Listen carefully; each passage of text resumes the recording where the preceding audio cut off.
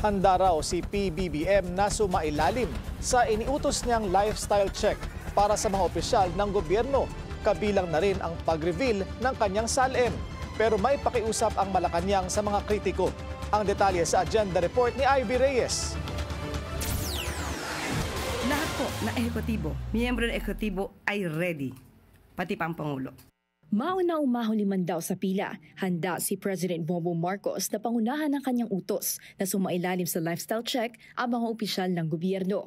Ito ay matapos hilingin ni Senate Deputy Minority Leader Risa Ontiveros na iba ang dating ng direktiba ni PBBM kung mauuna siyang maglantad ng kanyang SALN o Statement of Assets, Liabilities, and Net Worth. Wala namang nagpipigil sa amin na gawin iyon. At yun na nga, kung iutos din or i-anunsyo din ng dalawang pinuno, ng dalawang kapulungan, wala namang problema siguro.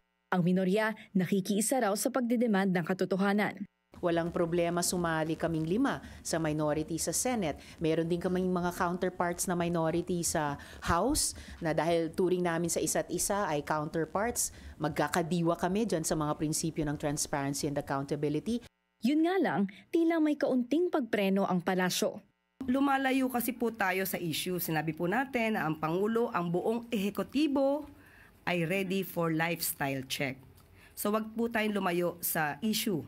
Ang issue po ngayon ay tuligsain at habulin ang mga involved sa flood control projects.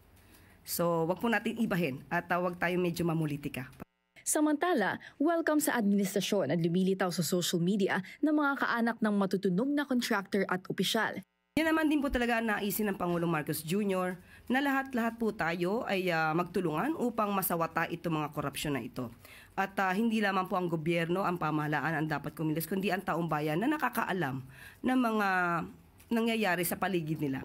So mas maganda po talagang isumbong nila sa Pangulo itong mga ganitong klaseng insidente at kondisyon.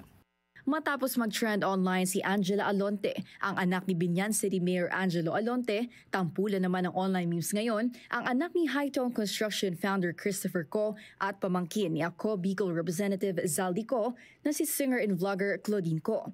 Sa social media posts ni Co, napansin ng netizens sa mga branded na damit at signature bags nito. Sa ngayon, deactivated ang kanyang social media accounts. Ayon sa palasyo, hindi hahadlangan ng executive ang anumang investigasyon patungkol sa maanomalyang flood control projects dahil ang priority ng administrasyon, mapanagot ang dapat mapanagot. Para sa agenda, Ivy Reyes, Billionaire News Channel.